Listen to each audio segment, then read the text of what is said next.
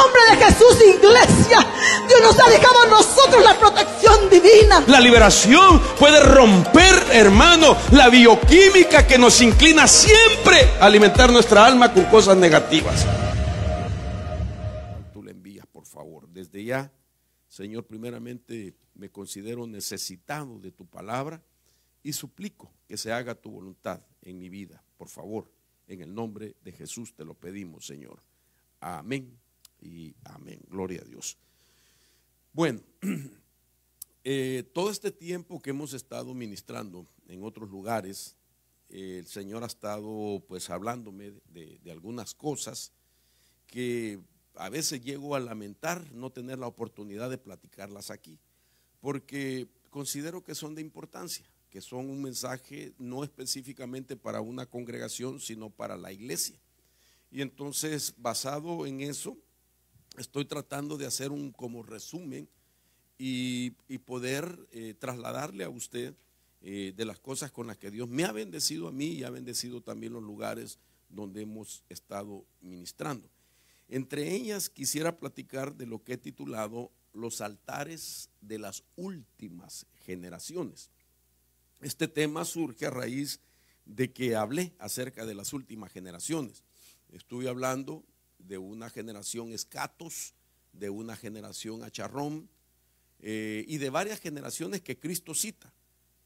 Paralelamente también con nombres de generaciones que en nuestros medios se han dado y que están identificadas, ¿verdad? Por algunos términos o algunas letras del abecedario, como son pues las que la antropología cita o pone identidad, la psicología, la sociología, de tal manera que cuando hablé de todos esos temas surge también en mi corazón la idea de hablar de los altares de las últimas generaciones.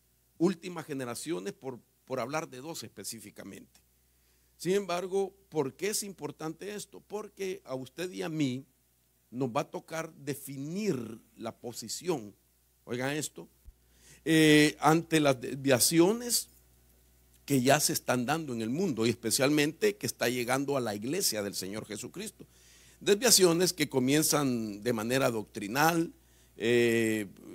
también aludiendo a una fe que no es la verdadera, por lo tanto es una fe falsa que muchos creyentes están viviendo y una falsa entrega a Dios. Entonces nosotros vamos a tener que definirnos realmente nuestra posición y en lo que hemos creído. Ahora, si a esto le sumo de que la Biblia de manera profética nos habla también de manera, ¿cómo decirnos? Cíclico, como que ciertos eventos proféticos, oiga esto, eventos proféticos, no profecías, ciertos eventos proféticos son cíclicos. Y por eso vemos incluso que Dios utiliza eso, aunque Él no es un Dios cíclico. Pero los eventos proféticos muchas veces se mueven así cíclicamente para que nosotros podamos darnos cuenta de lo que va a pasar en la base de lo que ya pasó. Por eso vemos nosotros que incluso de lo que vamos a empezar a platicar, que está la promesa de alguien que fue sacado vivo de la tierra en el antiguo pacto. Fue llevado vivo en un arrebatamiento y usted sabe que me refiero al profeta Elías. Entonces una persona que vivió en un periodo de la historia humana y bíblica y que sabemos, está registrado y creemos que Dios se lo llevó en un arrebatamiento. Ahora, ese profeta dice la Biblia que va a regresar. Entonces hay diferentes grupos de creyentes que tienen una expectativa de la venida de ese profeta, porque, por ejemplo, cuando lo vemos como Israel espera que Él va a venir, pues ellos creen que Él vendrá a restaurar todas las cosas. Y entonces, en sus ritos todavía, aunque son ritos legales, que son parte incluso de su fe, ellos tienen una noche donde ponen 4 copas. Cada copa tiene un significado que lo vamos a hablar más adelante. Una copa que tiene que ver con la redención, otra copa que tiene que ver con la salvación, otra copa que tiene que ver, hermano, con lo que Dios va a hacer en Israel de restaurarles, pero son 3 copas que se toman y dejan una. La cuarta copa la dejan llena porque ellos dicen que Elías vendrá y beberá esa copa con ellos. Incluso dejan la puerta abierta, porque esa es la expectativa de ellos. Ahora, ciertamente habría que examinar por qué creen en eso, pero como no es lo que a nosotros nos interesa, porque nosotros somos la iglesia de Cristo, sin embargo, Elías tiene un papel, va a restaurar a Israel, va a restaurar el pacto de Dios de nuevo con Israel, va a restaurar familias y va a restaurar muchas otras cosas que vamos a mencionar. De eso nosotros tenemos también una esperanza de que Elías, su fluir, la unción, la característica y no necesariamente la persona de Elías, sí va a funcionar dentro de la iglesia. Y lo que va a suceder es que va a restaurar nuestras familias. Es un fluir de Dios, es un mover de Dios que va a restaurar nuestra familia, y tenemos que tener esperanza, hermano, que nuestras familias van a ser restauradas, bendito sea Dios, y que va a haber una unción. Entonces, cuando yo miraba el papel de este hombre, miraba que entre las cosas que él hizo también fue restaurar el altar de Jehová que estaba caído. Entonces, una de las cosas de estas últimas generaciones para entrar en ese fluir de restauración es, ¿qué tenemos que restaurar? El altar.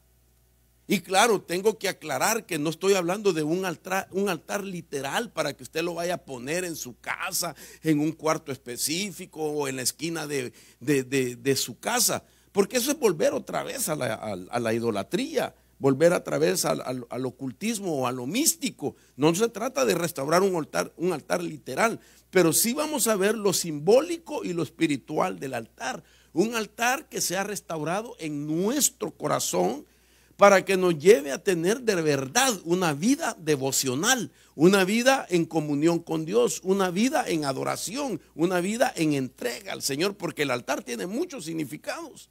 Ahora, imagínense que cuando nosotros hablamos del altar, pues que hay que restaurar, es porque, y tenemos que definirnos de cuál de las 2 generaciones por lo menos vamos o somos. Yo sé que usted es de la generación del Señor, y el mensaje para nosotros es que necesitamos restaurar el altar.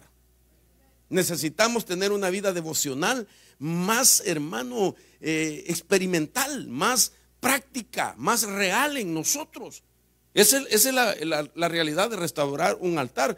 Porque no podemos negar, hermano, que en los días de Elías habían altares de paganos. Oigan esto. Habían altares de apóstatas. Habían altares diabólicos. En los tiempos de Elías habían altares de ladrillos, y voy a explicar qué significa. Había altar pitónico, había altar de piedras y había altar de Jehová. Entonces, por lo menos le he citado 7 tipos de altares, que vamos a verlos, cómo operaban y qué espíritu fluía según el altar.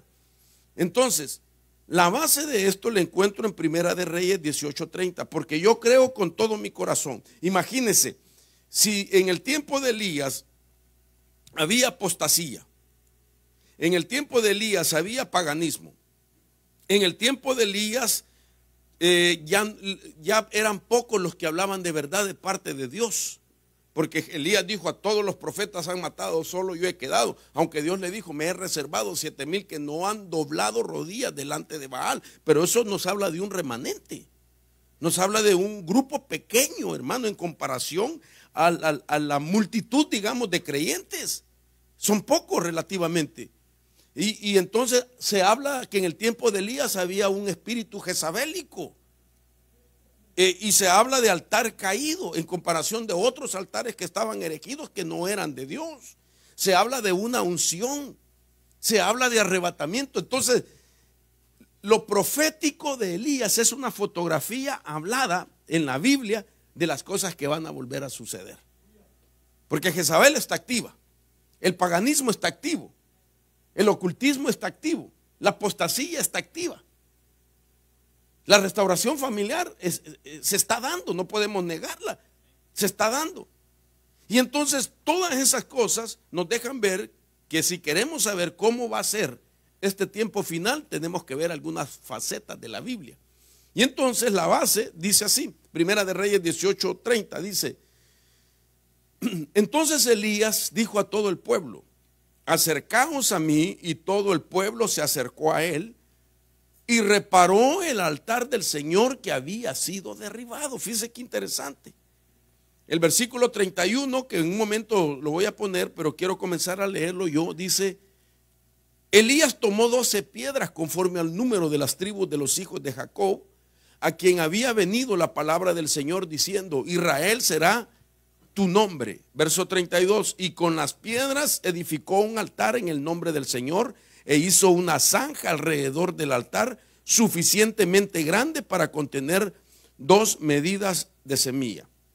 Ahora, esto que hizo Elías deja ver la restauración que estaba, hermano, ofreciéndosele al pueblo de Dios, al pueblo de Israel. Repito, la restauración, la venida de Elías trataba, mejor dicho, con la restauración de Israel, con restauración familiar, con restauración del altar, que significa vida devocional, y hacer que se volvieran a la comunión con Dios. Pero me llama la atención en este pasaje que la Biblia dice que utilizó 12 piedras, una por cada una de las tribus de Israel.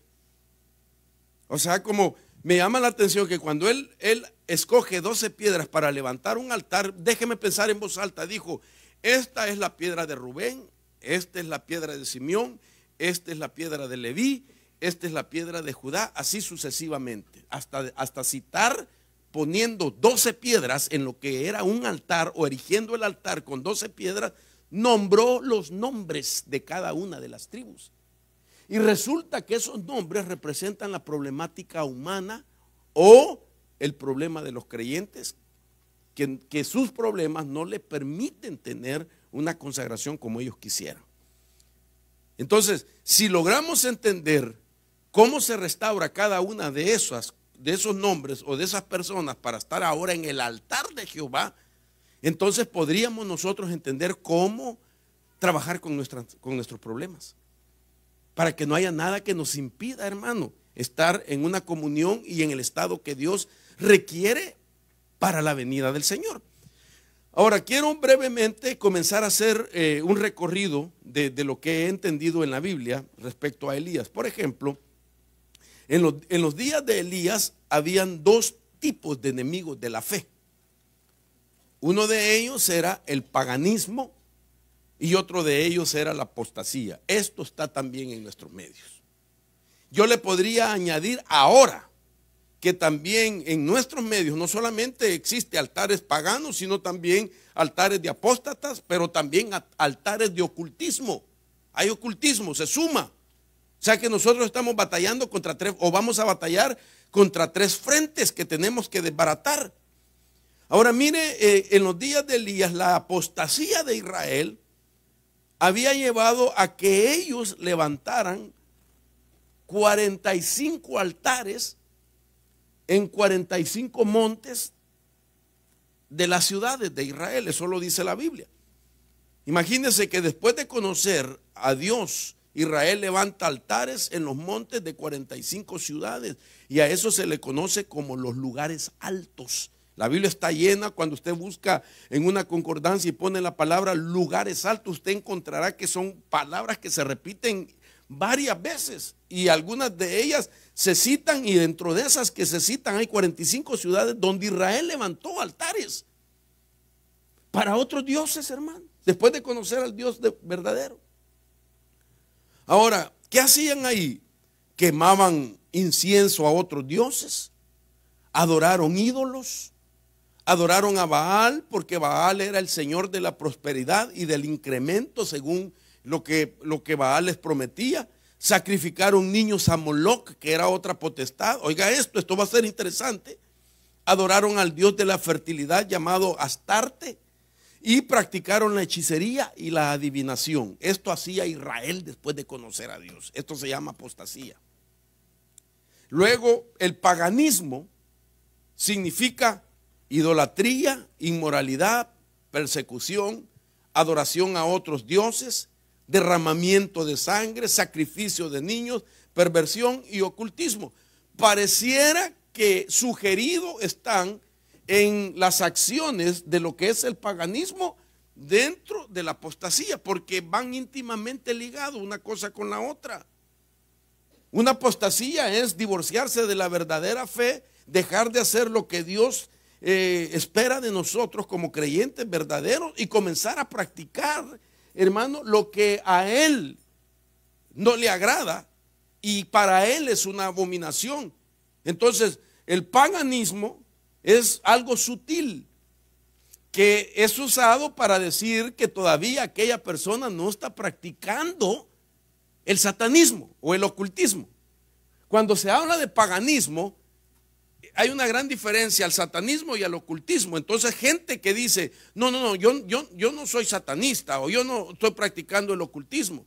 Por ejemplo, el paganismo, y aquí tengo que decirlo, ¿verdad? Y pues usted sabe nuestra posición.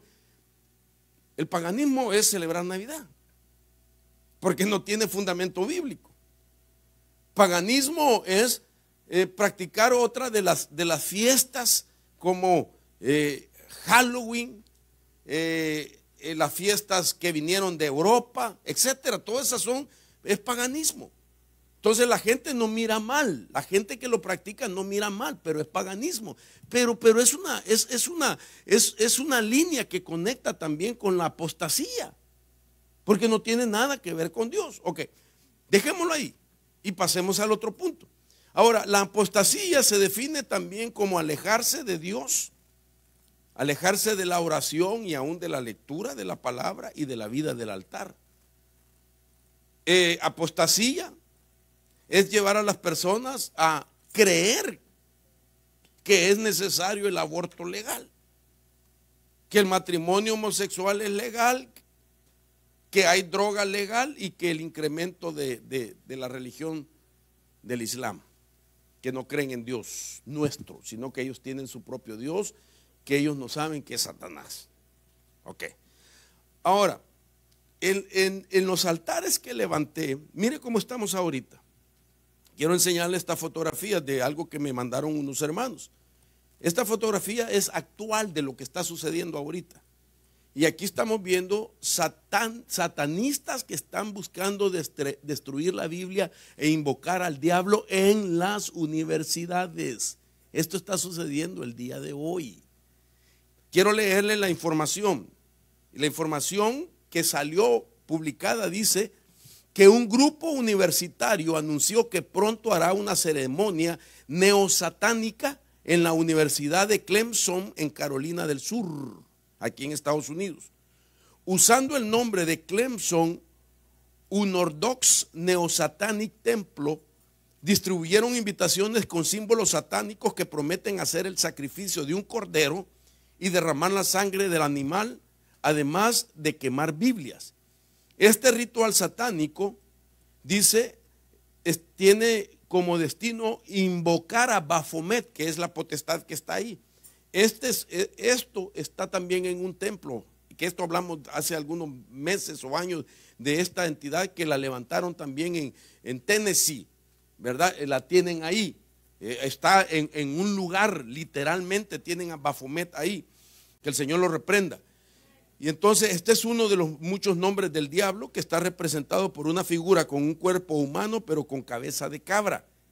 Ahora, mire lo que están haciendo estos universitarios, invitando a los estudiantes a que lleven Biblias para quemarlas y van a ganarse un premio. Eso es lo que están haciendo. Y entonces los autores o promotores de este evento, ellos están diciendo que quieren ejercer el derecho de la libertad religiosa. O sea que ellos llaman el satanismo una religión. No lo están llamando que es ocultismo. y que Satanás no es malo, que el Señor lo reprenda, ¿verdad?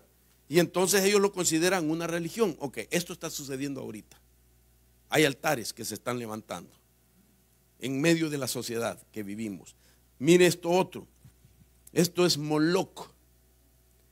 Exhiben, dice la publicación, exhiben estatua del dios Moloch en el Coliseo de Roma, lugar donde cristianos fueron martirizados. Moloch es citado en la Biblia como un símbolo, como un ídolo, al cual los amonitas adoraban sacrificando niños como ofrenda. Esta estatua está fuera del Coliseo y fue anunciada como una celebración de la cultura y el arte cartaginés. La exposición a gran escala va a ocurrir el 29 de marzo del año 2020. ¿Qué espera el mundo de las tinieblas que sucederá en el año 2020? Pero eso es importante, la proclama para nosotros, de lo que Dios va a decir para contrarrestar, hermano, toda la agenda satánica en el nombre de Jesús. Ahora, dele palmas al Señor. Moloch, usted sabe que en la Biblia está descrito como el dios que le daban a los hijos como ofrenda, se los ponían en un vientre que era un horno. Ahí ponían a los hijos a que se carbonizaran. Ahora, esto está en Levítico capítulo 20. Usted puede leer acerca de Moloch en Levítico capítulo 20. Ahora, ¿por qué le enseño esto? Porque este es otro altar. En los días de octubre, previos a la fecha de Halloween, surgió también una publicación que causó gran escándalo, especialmente en el cristianismo, y era acerca de una ouija gigante. ¿Cuántos vieron esa publicación? Y que se mandaban correos los pastores y oren por esto y oren por lo otro y que no sé qué. Pero ¿por qué no oraron? ¿Por qué no están diciendo nada de esto? Yo tengo mi opinión con respecto a la ouija, ¿verdad? Y di mi opinión a algunos, lo que yo pensaba acerca de esa ouija gigante. Y entonces lo que estamos tratando de ver es cómo el mundo de las tinieblas está levantando altares ya, para poder decir que hay en ellos un remanente también de gente que están esperando que moverse en ciertos niveles espirituales o poderes del diablo en los tiempos finales. ¿Por qué es importante esto? Porque los altares tienen un significado, es un punto de contacto, es una puerta dimensional, es un lugar donde se reúnen espíritus, en este caso el espíritu humano del que presenta el altar y el espíritu del cual toma nombre el altar. Es decir, si se levanta un altar para Moloch, se está invocando al espíritu de Moloch. ¿Qué quiere decir esto? ¿Qué quiere decir? Que hay una potestad que va a empezar a pedir hijos que se les sean ofrendados, sacrificios de hijos. Esto nos habla del aborto, que ya se están dando y que las cantidades de abortos son exageradas, y de lo que hace falta por venir y que jugará un papel, hermano, dependiendo el líder que quede como gobernante en esta nación, y que tenemos que orar. Que no sean líderes que traen la agenda del aborto, del matrimonio homosexual y de otras abominaciones. Como dicen en mi pueblo, you know what I mean, ¿verdad? Entonces usted sabrá lo que estoy tratando de decir con esto. Entonces, estamos en un tiempo donde tenemos que definirnos quiénes somos. Entonces, la apostasía de Israel, es interesante ver todo lo que resultó para poder entender lo que se va a dar en los últimos días. Ahora mire, cuando hablamos de la apostasía, me llama la atención de que se habla que la apostasía de Israel comenzó cuando se separó el reino de Salomón. Eso es lo que se enseña teológicamente por mucho tiempo. Ya va a ver por qué se lo menciono. Ok, cuando Salomón reinó, Salomón fue el tercer rey de la historia de los reyes de Israel y reinó 40 años según algunas Biblias y 42 según otra Biblia. Pero concentrémonos en 40 años, que eso es lo típico que siempre se ha hablado. Cuando Salomón estaba reinando, no hubo guerras. Dice la Escritura que fue el periodo de más paz en Israel. Y Salomón como rey estuvo en paz con todos los enemigos que tuvo su padre David. Y aún de los enemigos que tuvo Saúl como rey. Y entonces la gente dice, bueno, pero a la muerte de Salomón comenzó la apostasía cuando se separaron los reinos. Y entonces lo que estamos hablando de la aparición de Elías en esos días fue en el centro del reino de Samaria, que era la sede de los reinos del norte. Cuando Salomón muere, se separan los reinos. 10 reinos van para el norte y 2 y la mitad van para el sur, digámoslo así, ¿verdad? Ya le voy a explicar por qué le digo así. Y entonces se establece el reino de Samaria como cuartel central y el reino de Judá en el sur. Entonces había reino del norte y reino del sur. Entonces los teólogos dicen que en ese momento comenzó la apostasía, pero fíjese que no es así. Porque cuando le acercamos la lupa a la historia, la apostasía comienza con Salomón antes de morir. Y nosotros tanto que hemos enseñado que Salomón es figura de Cristo, pues no es figura de Cristo. No es figura de Cristo. Ahora va a ver por qué. Mire lo que dice Nehemías. Mire lo que hizo antes de morir Salomón. Nehemías capítulo 13, 26 dice: ¿no pecó por esto Salomón, rey de Israel? Sin embargo, dice, sin embargo, entre tantas naciones no hubo rey como él, próspero. Y era amado por su Dios, y Dios le había hecho rey sobre todo Israel, pero aún a él le hicieron pecar las mujeres extranjeras. Interesante. Aquí comenzó la perversión de Salomón.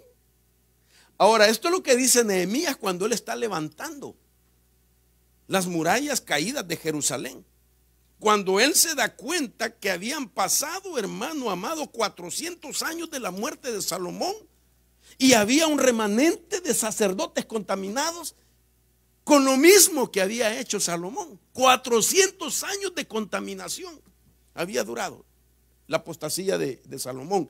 Ahora, mire la apostasía de Salomón. Primera de Reyes 11:4. ¿Qué hicieron las mujeres que le desviaron el corazón?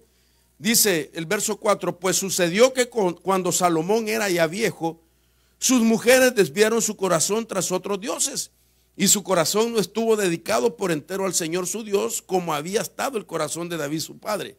Verso 5, miren lo que hizo Salomón. Porque Salomón siguió a Astoret, diosa de los sidonios, y a Milcón, ídolo abominable de los amonitas. Salomón hizo lo malo a los ojos del Señor y no siguió plenamente al Señor como le había seguido su padre David. Entonces Salomón edificó un lugar alto a Quemos, ídolo abominable de Moab, en el monte que está enfrente a Jerusalén, y a Moloc, la potestad que le acabo de enseñar, ídolo abominable a los hijos de Amón. Así hizo también para todas sus mujeres extranjeras, las cuales quemaban incienso y ofrecían sacrificios a sus dioses. Esto hizo antes de morir. Hermano, conociendo a Dios, el rey que lo bendijo Dios con sabiduría, que lo prosperó como ningún otro Dios, que le permitió que sus enemigos se pusieran en paz, que erigió el templo a Jehová, etcétera, hermano, todas las cosas buenas que hizo, pero mire su final. Por eso quiero decirle que el final de nosotros a la venida del Señor tiene que ser mejor que nuestro comienzo, hermano. Porque el comienzo de nosotros posiblemente en Cristo fue lleno de gratitud. ¿Ustedes lloraban recién convertidos? Ay, Dios. ¿Cuántos eran llorones? Yo hasta por los anuncios lloraba, hermano. Cuando los hermanos decían: hermano, hoy pro templo va a haber tacos chilosos, yo oraba hasta por eso, no por el chile, sino porque yo estaba agradecido con Dios por todo lo que había hecho, hermano. llorábamos por todo, ¿verdad? Y ahorita ya se le acabaron las lágrimas. ¿Ah? Entonces nosotros tenemos que volver a ese amor del principio. Por eso hay que restaurar el altar. No podemos terminar como Salomón terminó, teniendo un principio extraordinario, un desarrollo, hermano, estupendo, un desarrollo único en las cosas de Dios. Y mire cómo finaliza. Y es el único hombre en el Antiguo Testamento que está asociado con el 666, el mismo número en el Nuevo Testamento, que es el número de la bestia. Usted puede buscarlo. Que ningún otro rey estuvo asociado con el 666 como Salomón. Entonces, figura de quién es. Figura de una generación que se pervirtió en los últimos días. Ahora, veamos la división del reino. Esto es la parte básica, porque este fin de semana quiero hablar de unas cosas muy importantes, hermano. Ahora, la división del reino de Salomón, según de Reyes 17:7, describe lo siguiente. Esto sucedió porque los hijos de Israel habían pecado contra el Señor su Dios, que los había sacado de la tierra de Egipto, de debajo de la mano del faraón, rey de Egipto, y habían reverenciado a otros dioses, y anduvieron en las costumbres de las naciones que el Señor había arrojado de delante de los hijos de Israel, y en las costumbres de los reyes de Israel que ellos habían introducido. Y los hijos de Israel secretamente hicieron cosas que no eran rectas contra el Señor su Dios. Además, se edificaron lugares altos en todas sus ciudades, desde las torres de atalaya hasta las ciudades fortificadas. Ahora, veamos este mapa para entender con esta figura lo que acabo de explicar. Por ejemplo, aquí estamos viendo una zona amarilla y una zona azul. La zona azul es la que representa los reinos del norte. En los reinos del norte, cuando se separa el reino de Salomón, que eran 12 tribus unidas, estaban, cuando Salomón estuvo antes de apostatar, fue el reino que estuvo, que influenció tanto en la unión de las 12 tribus. Estaban tan unidos durante ese periodo, pero a la muerte de él se separan. Entonces, mire las tribus que se van al norte: Gad, Dan, Isaacar, Manasés, Neftalí, Zabulón, Aser, Simeón, Rubén, Efraín y la mitad de la tribu de Leví. Lo amarillo es el reino del sur o el reino de Judá. Y en el reino de Judá se van las tribus de Judá, de Benjamín y la otra mitad de Leví. Interesante, ¿verdad?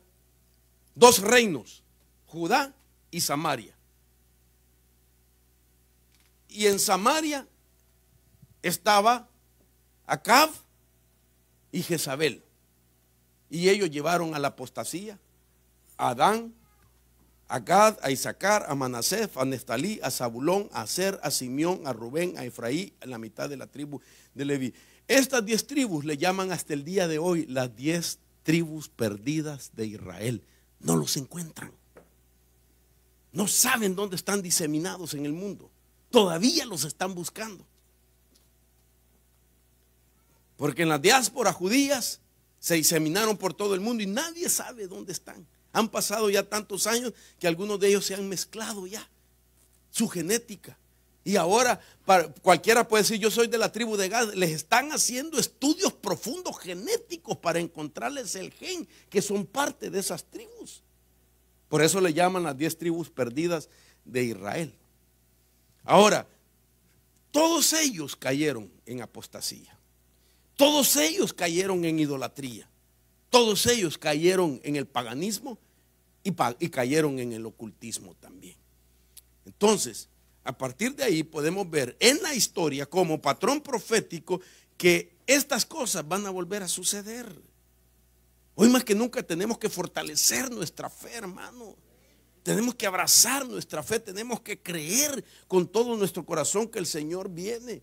Si estás pasando por pruebas, hermano, vas a tener que erigir un altar en tu corazón para ir a pedirle ahí al Señor que te consuele, que te dé fuerzas, pero para que no vuelvas atrás, que la prueba no te vaya a sacar de la comunión, hermano, porque la prueba no viene, por supuesto, para eso. La prueba viene para refinarnos. La prueba viene para que salga del interior de nosotros pues lo que es impureza. Por eso Pedro hace la comparación de los momentos de prueba, así como el oro es refinado. Yo le he explicado a usted por qué conozco cuando se refina el oro. Hay que fundirlo, hay que meterlo al fuego. Se funde, se derrite y luego se deja que se vuelva a lo sólido, porque sobre la superficie empieza, hermano, a subir del oro líquido, empieza a subir la impureza que se convierte como una cobertura negra, como cuando uno quema azúcar. ¿Cómo es que se llama un postre el crème brûlée? Así se llama, ¿verdad? Vea que tiene una capa de azúcar quemada. Así se mira el oro. Y entonces es más fácil ahora golpearlo con el martillo. Un martillo de madera. ¡Pah! Y se rompe. ¡Pah! Lo cristalino de la impureza. Y el martillo es la palabra. El fuego es de Dios, que es para purificarte. Y es la prueba, no para destruirte. Es para que tengas vida devocional, vida de altar, bendito sea el Señor. Pero si pasas la prueba, te dan el diploma que pasaste el test de la Universidad del Cielo. Como quien te dice, estás calificado para ejercer la profesión por la cual has estado estudiando. Bendito sea Dios. Entonces, es importante a este momento entender las clases de altares. ¿Ok? Ya le dije, vamos a hablar de dos hoy, del altar de piedra y del altar de ladrillo. ¿Cuál quiere usted? ¿Qué altar cree que necesitamos? ¿Ah? De piedra ha de ser la cama, de piedra la cabecera. Altar de piedra. Dios lo estableció. Mire, Éxodo 20:25 dice: si usan piedras para construir un altar, que sean piedras enteras y en su forma original. No den forma a las piedras con ninguna herramienta, pues eso haría que el altar fuera indigno de un uso santo. O sea, que Elías no agarró las piedras y empezó a labrarlas para que ensamblaran. Elías las agarró así rústicas, hermano, deformes, y les puso nombre. Y dijo: esta deforme es Rubén, esta redonda es Simeón, esta toda agujerada es Leví, etcétera. Rústicas. ¿Saben lo que significa eso? Porque resulta que las piedras somos nosotros. Y el Señor no quiere que vengas con apariencia. Es decir, Dios no te está diciendo arréglate para que vengas. Dios te está diciendo ven así que yo te voy a arreglar. Aleluya. Sino cuando venimos al Señor, hermano, cuando nos acercamos así a Cristo. Yo recuerdo cuando a mí me evangelizaban. O también usted, me imagino. Hermano, Cristo te ama, te invitamos a la iglesia. ¿Qué contestaba usted? No estoy preparado. Cuando deje de fumar, cuando deje de tomar, cuando deje de bailar, cuando deje de decir malas palabras, cuando me arregle voy a ir. ¿Cómo que Dios te está esperando que vengas perfecto? Si la grandeza de venir al Señor es que Él nos arregla la vida. Él nos libera, Él nos sana, Él rompe nuestras ataduras, Él abre nuestras cárceles, nos cambia la manera de hablar, nos cambia la manera de pensar. Ahora ya no bailas, ahora danzas. Ahora ya no dice cha, cha, cha. Ahora, ¿cómo dicen ahora? Hey, hey, hey. Aleluya. Sí, hermano. Porque ¿quién va? ¿Acaso Dios está llamando a perfectos ahorita? Dios nos está llamando así como estás. Dios no quiere que vengas con apariencia, hermano. Así como estás, si, yo no sé cómo es su piedra, cómo, usted es una piedra. Porque la Biblia dice que nosotros debemos de ser edificados como piedras vivas. Dice Pedro. Así todo mal emplasticado te quiere Dios. Y te va a arreglar la vida. Ay Dios, hermano, si cuando yo vine al Señor, yo le he dicho, yo era peludo. Hasta aquí el pelo. Puro Rigo Tobar, hermano, solo el saltito me hacía falta. Pero así vine yo, con camisa desabotonada, hermano, enseñando así, de pelos en pecho, hermano. Con un collar así, peace and love. Aguanta el loco ese, creyéndose hippie. Sí, así vine. Y ustedes también, me imagino, ¿verdad? Cuando yo veo a Noel, siempre que veo a Noel me acuerdo. Noel vino de sombrero, de botas puntudas y de cohete aquí en la cintura. Bueno, y el cohete yo no sé si me lo inventé, ¿verdad? Pero era así de esos rancheros bien bracatanes. Uno le hablaba y se le quedaba viendo así. Bien así, bien ranchero. Y miren, ahí está. Dios lo transformó. Ahorita no trae cohete, no se preocupe. Meme llegó a la iglesia hediondo a Guaro. No, de veras, ¿sí o no? Allá estaba yo en la iglesia donde me congregaba, hermano, allá con la mano levantada, dándole gracias, Señor, gracias por lo que has hecho en mi vida.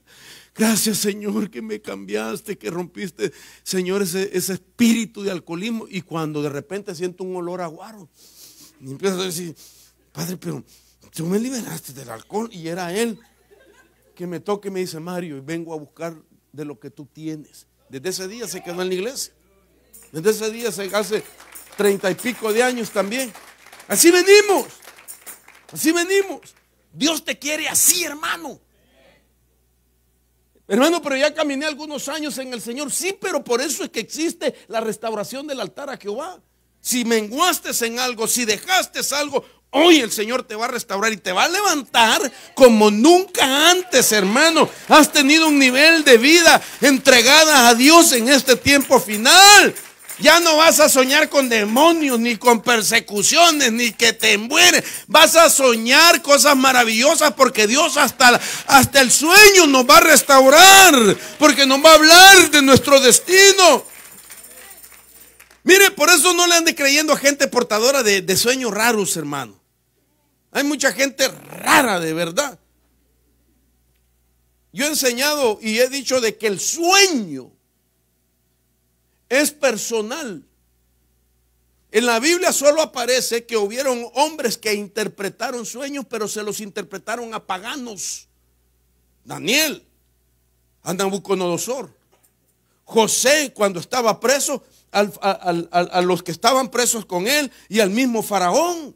Porque ellos no tenían pacto con Dios. Dios no tenía por qué revelar. Dios les daba el sueño, pero no les decía el mensaje.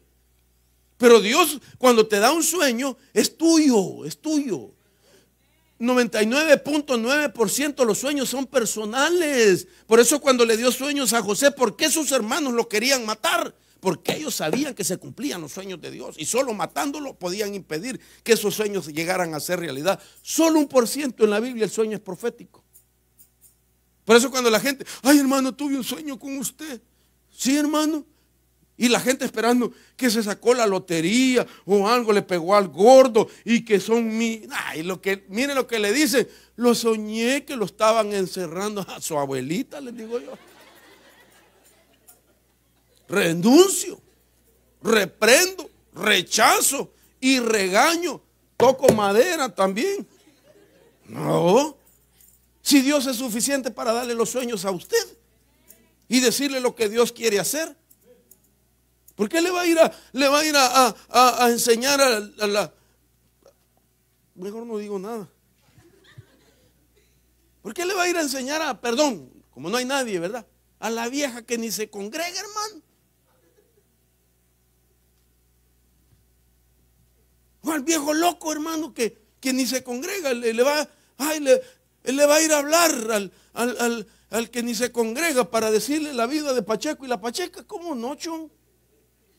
Aguanta. Cuando le digan un sueño, fíjese que soñé que lo estaban enterrando. ¿Será usted? Dígale. Porque yo tengo promesa de Dios. Yo tengo promesa de Dios. Y entonces, vengamos como estamos, hermano. Así como está usted. Mire, si está amargado, traiga su piedra. Si está resentido, traiga su piedra.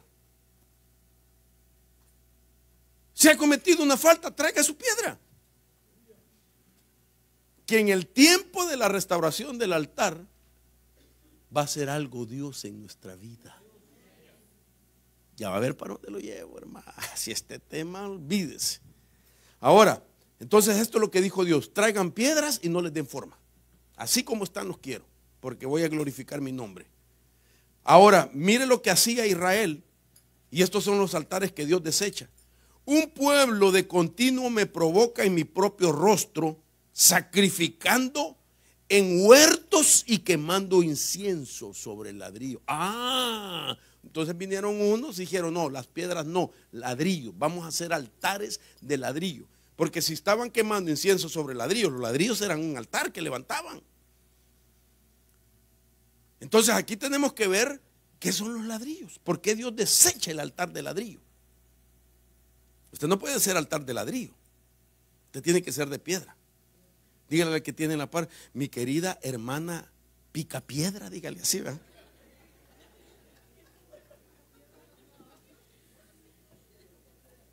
¿Cómo se llamaban los picapiedras, hermano? ¿El más chiquito cómo se llamaba? ¿Ah?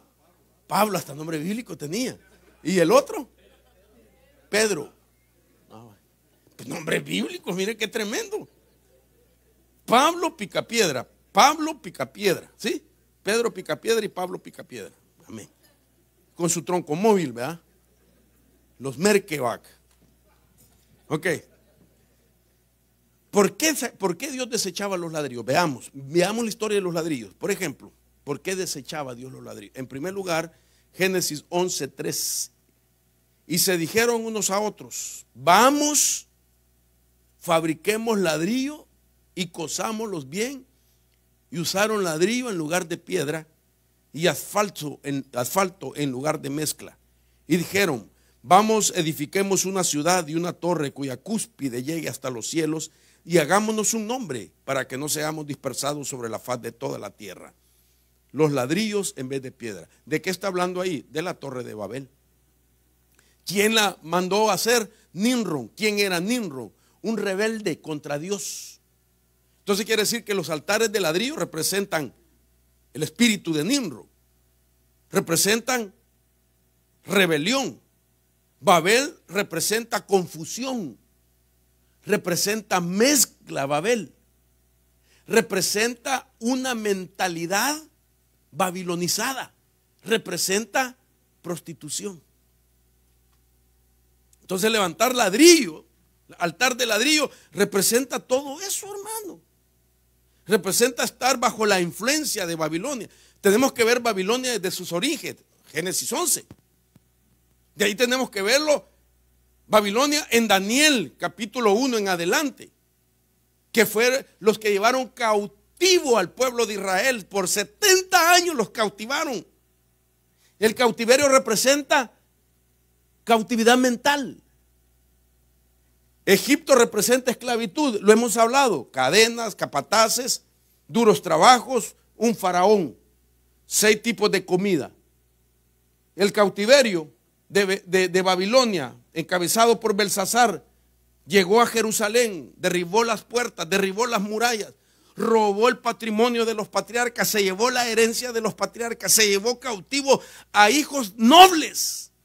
Y ordenó que se les cambiaran la lengua, que se les cambiaran la comida, que se les cambiaran los nombres y que les dieran otra educación en Babilonia. La sabiduría judía se mezcló durante 70 años con la sabiduría babilónica, y de ahí surge la Cabala. Una sabiduría mística, extremadamente mística. De tal manera que entonces estamos viendo los orígenes de Babilonia, ladrillos. Lo estamos viendo desde su origen, Génesis 11, Daniel capítulo 1 en adelante. Lo volvemos a ver, hermano, en Apocalipsis, como una entidad místicamente mujer que se llama la madre de todas las abominaciones y de las rameras. Babel, Babilonia. Entonces representa todo eso. Pero mire qué interesante esto. Quiero llevarlo a esta imagen. Por ejemplo, al lado izquierdo está una pintura que fue hecha en el año 1563 por un holandés llamado Pieter. Como es holandés, el apellido está bien delicado, ¿verdad?, de pronunciarlo, pero es Pieter Bruegel.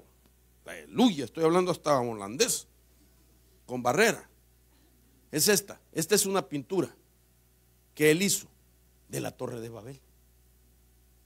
Luego, esto que está viendo usted aquí, este es un póster que se hizo muchos años atrás, cuando se estaba, hermano, en la idea de hacer una sola Europa, la Unión Europea. Y la propaganda decía: Europa, muchas lenguas, una voz. Pero mire qué interesante. ¿Usted nota algo en eso? Que está hecha de legos.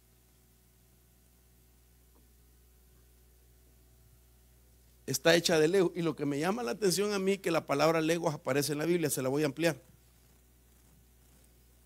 Ahí está ampliada. Lego es la palabra del diccionario Strong, número 3004. Y significa estar ajustados. Y aparece en Efesios 2:21. Dice así: en quien todo el edificio bien lego. Usted pensó que iba a decir bien chido, ¿verdad? Bien lego, bien ajustado, va creciendo para ser un templo santo en el Señor. Pero entonces estos agarran el Lego y dicen que las personas que están ahí unidas van a reconstruir la Torre de Babel otra vez. Pero ahí hay algo interesante, que este que mira aquí es el único que no es Lego. Y este habla de una generación nueva, que la idea de la Torre de Babel con estos Legos quiere decir que todos ellos tienen un mismo molde. Pero resulta, déjeme ver, mire, ahí está. Es el único. Y entonces, ¿qué es lo que quiere hacer Babilonia? Prostituir a los padres para que ellos también cautiven la mente de sus propios hijos. Y sus hijos sean parte de la otra generación con altar diferente. Y que ya no busquen a Dios, sus hijos, mis hijos. Déjeme ponérselo otra vez. Ahí está la cabeza de todos, son cuadradas, menos la del bebé. Es una generación nueva. Significa que su cabeza, sus pensamientos todavía no están con fortaleza de pensamientos cautivos. No está convertida en ladrillos aún su cabeza.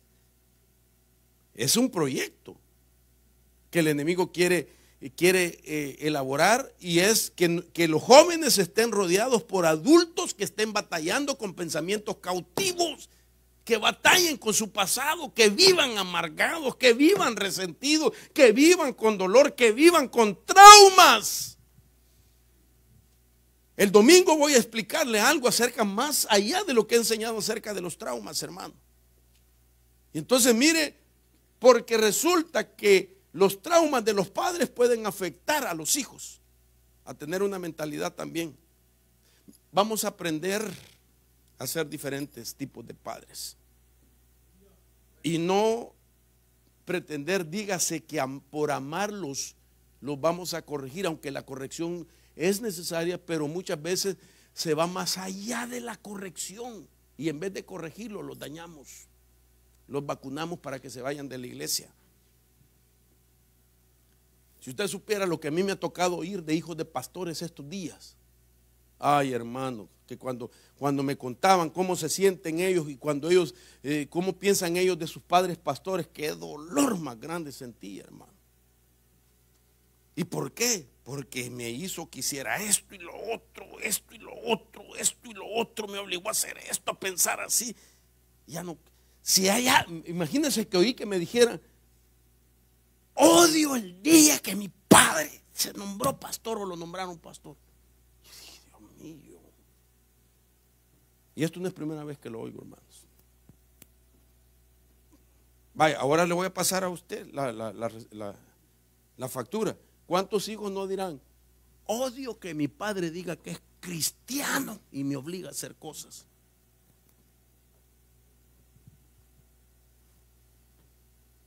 Tremendo, ¿verdad? Ya va a ver lo que vamos a hablar. Entonces, por ejemplo, aquí está. Aparecen los pasajes que sugieren estar ajustados. Efesios capítulo 2, 21. Ok. Entonces, esta es la razón de por qué a Dios no le gustan los ladrillos, altares de ladrillo. Porque nos habla de una Babilonia que cautiva a través de la mente. Pero también porque representa esclavitud. Éxodo 1:14, y les amargaron la vida con dura servidumbre en hacer barro y ladrillos y en toda clase de trabajo del campo. Todos sus trabajos se los imponían con rigor.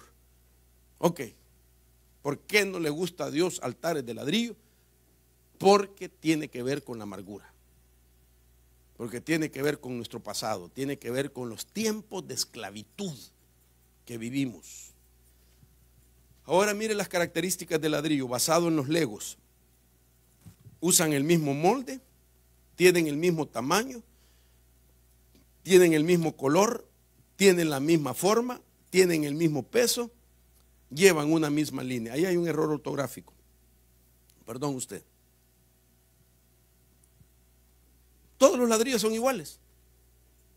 Todos los ladrillos son del mismo tamaño, del mismo color, de la misma forma, del mismo peso. Y todos se alinean. Por eso a Dios no le gusta el altar de ladrillo, porque no necesitan de nada, de un trabajo. No necesitan de la intervención de Dios. Nosotros sí necesitamos la intervención. Yo necesito que Dios siga trabajando en mi vida. Ahora, hagamos un resumen de lo que representan los altares de ladrillo. Dios mío, no voy a poder terminar. Habla de esclavitud pasada, Egipto. Habla de la injusticia cometida contra ti. Habla de la rebelión del hombre contra Dios, Nimrod y los ladrillos para hacer la torre de Babel. Habla de perseguir tu propia voluntad, remover a Dios del corazón, Nimrod, rebelde cazador contra Jehová. Ok. Y por último, dice la Biblia, altar de ladrillo. Quiero volver a leer el pasaje. Un pueblo de continuo me provoca en mi propio rostro, sacrificando huertos y quemando incienso de ladrillos. Ok. Este pasaje, aunque ya lo leí, para mí es importante.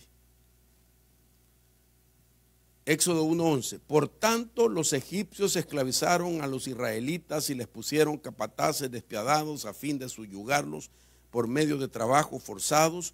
Los obligaron a construir ciudades de Pitón y Ramsés como centros de almacenamiento para el rey. Ok, note usted que estas ciudades, Pitón y Ramsés, solo se pudieron construir, según la Biblia, con ladrillos. Los hicieron fabricar ladrillos, les amargaron la vida haciendo barro y ladrillos para levantar las ciudades de Pitón y Ramsés. A simple vista, la palabra Pitón significa ciudad de justicia. Sin embargo, Pitón era el nombre de un dios egipcio, que quiere decir el dios del sol. ¿No le parece familiar que el sol relacionado con justicia? Cuando Malaquías dice que para los que creemos en su nombre, en Jesús, nacerá el sol de justicia y en sus alas traerá salud. Entonces, aquí estamos viendo que aquí había un altar, porque resulta que la ciudad de Pitón era una ciudad satélite, un mega altar. Toda la ciudad era de almacenamiento, es verdad, pero toda la ciudad era hecha de ladrillos. En otras palabras, era un mega altar. al dios del sol, que también significa, porque los hebreos le pusieron a un judío Pitón y tiene dos significados, quiere decir inocente o inicuo, cualquiera de los dos, dependiendo del carácter del que llevaba ese nombre. Pero hacia donde lo llevo era que Pitón era un altar. Y entonces ese altar nos habla del espíritu pitónico. Y voy terminando con esto, que está en Hechos 16:16. Aconteció que yendo nosotros a la oración, nos salió al encuentro una sierva que tenía espíritu pitónico, la cual adivinando procuraba a sus amos grandes ganancias. Ok. Un espíritu de adivinación. Entonces, ¿por qué? Porque el altar que levantaban estos les permitía unirse con un espíritu de adivinación. Qué terrible que un espíritu de adivinación pretenda operar como un espíritu de discernimiento y que la gente sea descubierta por una adivinación y no por un discernimiento de Dios. Yo prefiero que aquí en casa me den la profecía y no que alguien en la calle con un espíritu de adivinación me diga que lo que va a ser mi futuro. Señor, reprenda al diablo. Ok, entonces el tiempo se me ha ido y falta mucho todavía que abordar, importantísimo para entender por qué tenemos que definirnos en el tiempo final. Quizás hasta aquí he de dejar porque además del espíritu de Pitón tenemos que ver qué es un pitón, y un pitón es diferente a una serpiente. El pitón lo que hace es aprieta y traga a su víctima. Esto es figurativo. La traga despacio, poco a poco, con mucha paciencia, aunque tenga mucha hambre. Así opera el pitón. La adivinación es el poder de conjurar demonios para obtener información o enviar a los demonios a alguien y que realice un trabajo sucio o inmundo en la persona. La base cuando Saúl fue a buscar una pitonisa. Ahora, ¿qué es lo que hace el espíritu de Pitón? El que le levanta altar a Pitón, mire lo que hace. Quita o desvía lo justo en el creyente. Absorbe, traga poco a poco la vida del creyente, ahoga las habilidades, las virtudes, la fuerza. Ya no siente la vida de Dios. Aquí estamos viendo una apostasía. Entonces, ¿contra qué tenemos que pelear en los últimos días? Contra un altar pitónico que lo que está haciendo es hacer que mengue la vida de Dios. Entonces el altar del pitón ahoga así. Sin aliento ya no podrá adorar. Sin fuerza ya no podrá servir a Dios. Como tritura, aprieta y tritura, con los huesos destrozados, la estructura ha sido dañada y ahora sus conexiones fueron destruidas y ya no le importará congregarse. Nuestros huesos son una estructura ósea, un sistema óseo, estructura ósea. Cada hueso está conectado con otro hueso, habla de conexión. Entonces cuando el espíritu de Pitón aprieta al creyente, le destruye su estructura, sus conexiones con la gente de Dios y se empieza a aislar y ya no se congrega. Lo aparta de Dios. Entonces, hermanos, dejémoslo hasta aquí. Creo con todo mi corazón que usted y yo vamos a ser llamados a reparar el altar del Señor. Y vamos a volvernos a una vida devocional. Bendito lo que Dios ha estado haciendo en estos días, en esta congregación. Se han dado milagros, se han dado sanidades, ha habido salvación. Mi hermano el día martes hizo la oración de fe y ahora aquí está con su esposa también, ¿verdad? Entonces estamos viendo, hermano, Dios va a hacer cosas extraordinarias, Dios va a hacer milagros, maravillas en medio de nosotros, Dios va a restaurar nuestra familia, Dios nos va a permitir una experiencia extraordinaria con Dios. Amén. Póngase sobre sus pies, vamos a orar. Vamos a pedirle a Dios que nos ayude. Esta ha sido la base para las cosas que vamos a estar viendo durante estos días, porque creo que es de suma importancia este tema, para que nosotros podamos saber qué tipo de altar tenemos que levantar para el Señor, y es tener una vida devocional como nunca antes. Levante sus manos. Padre, en el nombre poderoso de Jesús, gracias, Señor bendito, por la obra que tú estás haciendo en tu pueblo. Gracias por cada hermano, gracias por cada hermana. Señor amado, queremos vivir cerca de ti, tan cerca como nuestro aliento, Señor, sentir, oír tus palabras, hacer tu voluntad. Líbranos de esos altares negativos, de esa apostasía, de ese paganismo, de ese ocultismo. Que todo trabajo de las tinieblas en contra de tu pueblo no prospere, Señor. Que no prevalezca el trabajo de brujería, de hechicería, de santería en contra de tus hijos. Te lo pido en el nombre de Jesús. Señor, guárdanos nuestra salida y nuestra entrada. Guárdanos mientras descansamos en nuestras casas. Señor, que podamos tener una unidad congregacional como nunca antes, unión familiar, en el nombre de Jesús. Sana, Señor, toda herida en el alma, todo resentimiento, para que tu pueblo, Señor, tenga una vida devocional extraordinaria. Despiértanos a ese avivamiento. Permítenos adorarte, permítenos alabarte con libertad, permítenos congregarte, permítenos, Señor, comunicarnos contigo a través de la oración. Llévanos a experimentar las delicias del ayuno, la respuesta del ayuno. Te lo pido en el nombre de Jesús. Yo bendigo cada familia que está representada y suplico que lo lleves con paz y con bendición a cada uno de ellos a sus hogares, en el nombre del Padre, del Hijo y del Espíritu Santo. Dios los bendiga, mis hermanos. Dios los guarde.